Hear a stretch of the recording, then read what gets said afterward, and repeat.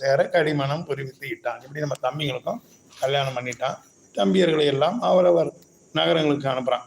ஏப்பா இவ்வாறு மனவினைகள் செய்து முடித்த பிறகு தம்பியர் இருவரையும் பார்த்தான். உண்மையில் நீங்கள் வளம் நிறைந்த வாழ்க்கையினை மேற்கொள்ளும் பொருட்டு உங்களுக்கு தீர்மானிக்கப்பட்ட நகருக்கு நீங்க போங்க. அங்க 2 கோடி வெள்ளம் என்னும் பேரெண்ணிக்கையுடைய படைகளுடன் இருங்க. பகைவர்களை அழிக்கும் ஆற்றல் மிகு சூரபன்மன் தம்பியர்களை அனுப்பி வைத்தான்.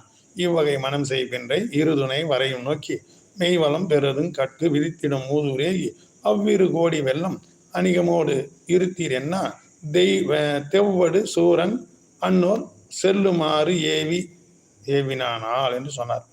அடுத்து தம்பியர்களை எல்லாம் அனுப்பி வைத்த பின் தன்னுடைய படைகளின் தலைவர்கள் பலரை பார்த்தான். நீங்கள் 2 கோடி வெள்ளம் படைகளுடன் தீவுகள் தோறும் கடல்கள் தோறும் அமைக்கப்பட்ட சிறந்த ஊர்களுக்கு எல்லாம் விரைந்து செல்லுமாறு அவர்களை அனுப்பி வைத்தான். வைத்த பின் தம்பியெல்லாம் அனுப்பிச்ச பிறகு படைத்தலைவர்களை பார்த்தான். படைத்தலைவர் 2 கோடி வெள்ளம் எல்லாரும் தீவுகள் தோறும் கடல்கள் தோறும் அமைக்கப்பட்ட சிறந்த ஊர்களுக்கெல்லாம் போய் நீங்க வேலை பாருங்கப்பா அப்படின்னா. ஏவியே தனது தானைக்கு இறைவரிகள் பலரை நோக்கி நீவீர்கள் 2 கோடி நீத்தமா மணிகத்தோடு தீவுகள் தோறும் ஆழி இடம் தோறும் செய்த மூதூர் மேவுதிர் விரை